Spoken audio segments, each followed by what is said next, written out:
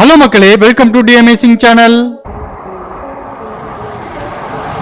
இந்த வீடியோல நம்ம மிரள வைக்கக்கூடிய கேமராவில் பதிவாகிய இயற்கை நிகழ்வுகளை பத்தி தான் பார்க்க போறோம். இந்த வீடியோ ரொம்பவே இன்ட்ரெஸ்டிங்கா இருக்க போகுது. சோ வீடியோவை கடைசி வரைக்கும் ஸ்கிப் பண்ணாம பாருங்க. வீடியோ பிடிச்சிருந்தா மறக்காம லைக் பண்ணுங்க, உங்க ஃப்ரெண்ட்ஸுக்கும் ஷேர் பண்ணுங்க. வீடியோ பார்க்கறதுக்கு முன்னாடி நம்ம சேனலை சப்ஸ்கிரைப் பண்ணாதவங்க மறக்காம சப்ஸ்கிரைப் பண்ணி பக்கத்துல இருக்கிற பெல் ஐகானை கிளிக் பண்ணுங்க. அப்பதான் நான் போடுற வீடியோ உடனே உங்களுக்கு கிடைக்கும். பாக்குறதுக்கு ரொம்பவுமே வித்தியாசமா இருக்கிற இந்த இயற்கை நிகழ்வு சைபேரியால இருக்கிற உலகின் மிகப்பெரிய லேக்கான பைக்கல் லேக்ல வசந்த காலத்துல நடக்கக்கூடிய ஒரு அரிதான நிகழ்வு. பனிகாலத்துல முழுவதுமா உறைஞ்சு போன இந்த ஏரி வசந்த காலம் வரும்போது அது உருக தொடங்கும். அப்ப அந்த ஏரிக்கு மேற்பரப்பில் இருக்கிற பனிக்கட்டிகள் உருகி இந்த மாதிரி நீடில் ஷேப்புக்கு மாறும்.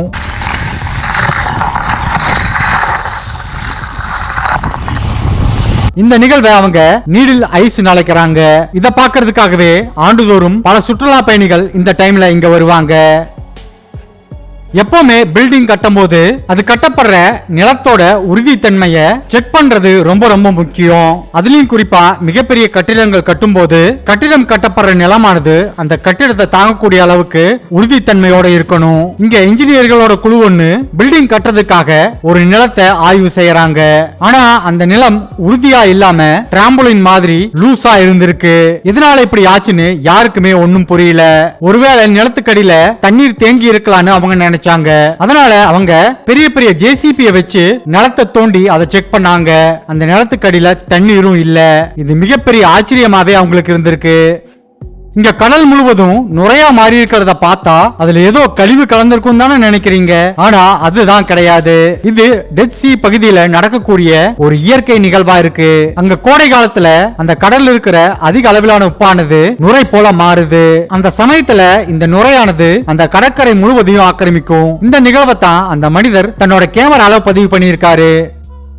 ஜப்பான்ல சுனாமி ஏற்படும் போது ஒரு கடற்கரை ஓரமா நடந்த ஒரு நிகழ்வை அங்கிருந்த ஒருத்தர் கேமரால பதிவு பண்ணியிருக்காரு. சுனாமி வரப்போகுதுங்கிற ஆபத்தை உணராம கடல் உள்வாங்கிய பிறகு அங்க இருக்கிற பொருட்களை எல்லாம் சில பேர் எடுக்கிறதுக்கு ட்ரை பண்ணிருக்காங்க. அப்ப திடீர்னு வேகமா வந்த சுனாமி அந்த கடற்கரையை பயங்கரமா தாக்குது. அந்த சமயத்துல அங்க இருந்தவங்க எல்லாரும் தலைதிரிக்க அந்த இடத்துல இருந்து ஓடுறாங்க. அப்படி ஓடி தப்பித்த ஒரு நபரால எடுக்கப்பட்ட வீடியோ தான் இது. அந்த பகுதியில அந்த சுனாமியோட தாக்கம் பயங்கரமா இருந்திருக்கு. இந்த மாதிரி வீடியோக்களை நீங்க அதிகம் பார்த்திருக்க மாட்டீங்க. இதற்கு பேர் தான் கிராஸ் பலூன். இந்த வீடியோவை பார்க்கும்போது தரைக்குள்ள யாரோ தண்ணியை நிரப்பி வச்ச மாதிரி இருக்கும். அதிகப்படியான மழைப்பொழிவு காலங்கள்ல இந்த மாதிரி நிகழ்வுகள் அடிக்கடி நடக்கும். இந்த நிகழ்வை லேண்ட் பபிள்னு சொல்றாங்க. பொதுவா மழை பெய்யும் போது மழை நீரானது புற்களுக்கு அடியில் இருக்கிற நிலத்தோட முதல் லேயருக்கு போகும். அதன் பிறகு சற்றே கடினமான இரண்டாவது லேயர் வழியாக உள்ள போய் அவை நிலத்தடி நீரா மாறும். ஆனா சில நேரங்கள்ல மழை நீரானது இரண்டாவது அடுக்கு கடந்து போகாம மேல் அடுக்கிலேயே நின்னுரும். இதனால அதிக அளவு தண்ணீர் தேங்கும் போது அந்த தரையானது உப்பி பலூன் போல மாறும். இந்த மாதிரி சம்பவங்கள் அதிக அளவுல கோல்ஃப் மைதானத்துல நடக்கிறதா சொல்லப்படுது.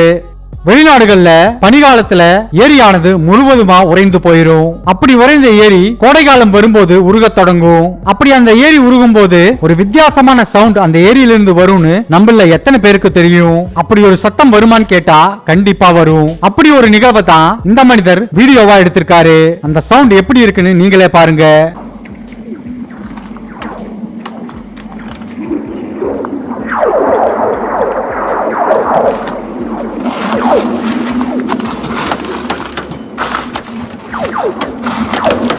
பனிக்கட்டிகள் உருக தொடங்கும் போது அவைகளுக்கிடையே மிகப்பெரிய வெடிப்பு ஏற்படும். அந்த சவுண்ட் தான் இப்படி நம்மளுக்கு கேக்குது. இந்த நிகழ்வை சயின்டிபிக்கா அக்வஸ்டிக் டிஸ்போசன் அழைப்பாங்க. நம்ம தலையில இருக்கிற முடி அமைப்பு மாதிரியே எரிமலையானது ஒரு முடி அமைப்பை ஏற்படுத்தும் சொன்னா உங்களால நம்ப முடியுமா?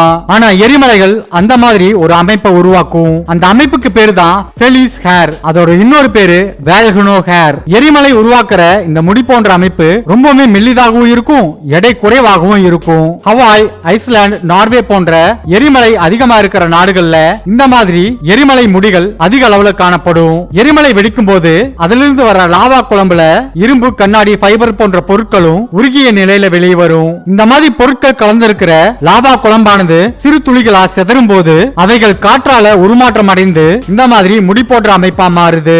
ரொம்பவே மெல்லிதா இருக்குதுன்னு நினைச்சு இதை நம்ம தொட்டோம்னா இது நம்ம கையையும் கூட கிழிக்கிறதுக்கு அதிக வாய்ப்புகள் இருக்குதுன்னு சொல்லப்படுது. சைனா மற்றும் மங்கோலியா நாடுகளோட எல்லை பகுதியில் அமைஞ்சிருக்கிற ஒரு மிகப்பெரிய பாலைவன பகுதி தான் கோபி டெசர்ட். இந்த பாலைவன நிலப்பரப்புக்கு இடையில சில அரிதான குன்றுகள் இருக்கு. இந்த பாலைவன பகுதியில் அமைஞ்சிருக்கிற இந்த குன்றுகள்ல ரொம்பவே வித்தியாசமான ஒரு இயற்கை நிகழ்வானது நடக்கும். அதற்கு இந்த பாலைவனம் ரொம்பவே பேர் போனது. இந்த குன்றுகள் வழியாக காற்றானது கடந்து போகும்போது அவை ஒரு விதமான இசை போன்ற ஒரு சத்தத்தை ஏற்படுத்தும். அந்த சவுண்ட் எப்படி இருக்கும்னு நீங்களே கேளுங்க.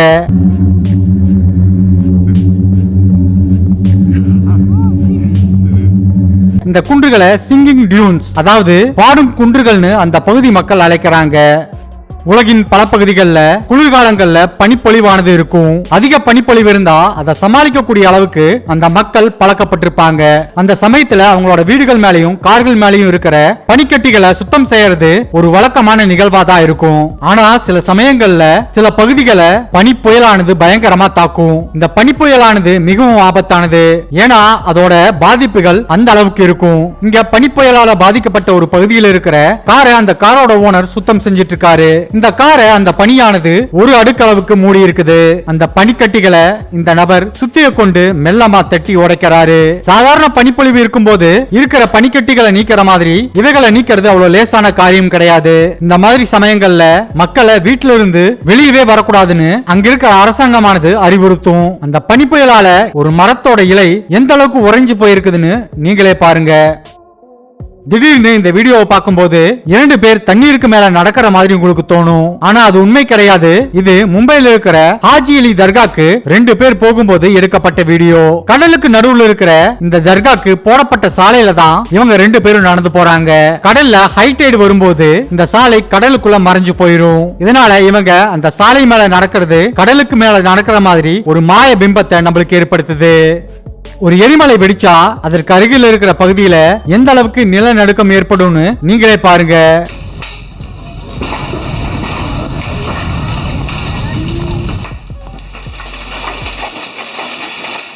இங்க ஒரு எரிமலை வெடிக்குது. அந்த எரிமலை வெடிக்கும் போது அதற்கு மிக அருகில் இருக்கிற கிராமத்துல ஏற்பட்ட நில அதிர்வை அங்கிருந்த ஒருத்தர் தன்னோட கேமரால பதிவு பண்றாரு. இத பாக்குறதுக்கு ஏதோ ஹாலிவுட் படத்துல வர மூவி சீன் மாதிரி உங்களுக்கு தோணினாலும் எத்தியோப்பியா நாட்டுல சில ஆண்டுகளுக்கு முன்னாடி ஏற்பட்ட மிகப்பெரிய பூமி வெடிப்பு தான் இது. அங்க ஏற்பட்ட நிலநடுக்கத்தால இந்த மாதிரி மிகப்பெரிய பூமி வெடிப்பானது ஏற்பட்டிருக்கு. இந்த வெடிப்போட ஆழம் மட்டும் கிட்டத்தட்ட 20 அடியும் இதோட நீளம் 60 கிலோமீட்டர் வரைக்கும் இருந்திருக்கு. ஆராய்ச்சியாளர்கள் என்ன சொல்றாங்கன்னா இந்த மாதிரி நடக்கிறதுக்கு காரணம் பூமிக்கு அடியில ஏற்படுற எரிமலை வெடிப்புன்னு சொல்றாங்க. அதாவது பூமிக்கு அடியில இருக்கிற எரிமலை குழம்புகள் வெடித்து பூமிக்கு மேல வர ட்ரை பண்ணும்போது பெரிய நிலநடுக்கங்கள் ஏற்பட்டு இப்படிப்பட்ட பிளவுகள் ஏற்படும் சொல்றாங்க. ஆப்பிரிக்கால எதிர்காலத்துல இந்த மாதிரி ஒரு மிகப்பெரிய பிளவு ஏற்பட்டு கிழக்கு ஆப்பிரிக்கா கண்டமே தனியா பிரிஞ்சு செல்லக்கூடிய வாய்ப்புகள் இருக்கிறதா விஞ்ஞானிகள் சொல்றாங்க. ஹவாய் தீவுல தான் இந்த மாதிரி ஒரு காட்சி பதிவு பண்ணப்பட்டிருக்கு. இங்க நம்மளால ஒரே சமயத்துல இயற்கையோட அழகான வானவெல்லையும் பார்க்கலாம், அதே சமயத்துல இயற்கையோட ஆபத்தான நிகழ்வான எரிமலை வெடிப்பையும் பார்க்க முடியுது. பொதுவா டொர்னாடோன்னு அழைக்கப்படுற சூறாவளியானது தரையில தான் உருவாகும். ஆனா சில சமயங்கள்ல அரிதிலும் அரிதா கடலோட மேற்பரப்பில் உருவாகும். அப்படி உருவான ஒரு சூறாவளிய கடற்கரையில இருந்த சில பேர் வீடியோவா எடுக்கிறாங்க. அது கடலோட மேற்பரப்புல வேகமா நகர தொடங்கி இருக்கு. அப்படி நகர்ந்து போகும்போது அந்த சூறாவளியானது அங்கிருந்த ஒரு கப்பலை தாக்குது. ஆனா நல்ல வேளையா அந்த சமயத்துல அந்த சூறாவளியோட தீவிரம் குறைவா இருந்ததால அந்த கப்பலுக்கு எந்த சேதாரமும் ஏற்படல. இந்த வீடியோ இதோட முடிவுக்கு வருது. இந்த வீடியோல நீங்க பார்த்த இந்த இயற்கை நிகழ்வுகளை பத்தி என்ன நினைக்கிறீங்க அத மறக்காம கமெண்ட் பாக்ஸ்ல கமெண்ட் பண்ணுங்க. ஓகே மக்களே, தேங்க்ஸ் ஃபார் வாட்சிங் திஸ் வீடியோ. இந்த வீடியோ பிடிச்சிருந்தா மறக்காம லைக் பண்ணுங்க, ஷேர் பண்ணுங்க. தி அமேசிங் சேனலை மறக்காம சப்ஸ்கிரைப் பண்ணி பக்கத்துல இருக்கிற பெல் ஐகானை கிளிக் பண்ணுங்க. அப்பதான் நான் போடுற வீடியோ உடனே உங்களுக்கு கிடைக்கும். இன்னொரு இன்ட்ரெஸ்டிங்கான வீடியோல உங்களை பார்க்கறேன். பாய்.